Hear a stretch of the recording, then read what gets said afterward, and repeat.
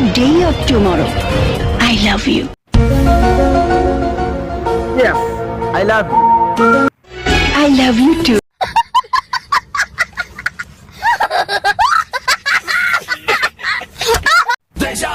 না আমি যাব না, তুমি যাও তো এখান থেকে। না এটা মানে এইটা আমরা জান কি, তুমি এটাও জানো? আপনারা দেখলে বোঝা যায় আপনি উচ্চ শিক্ষিত।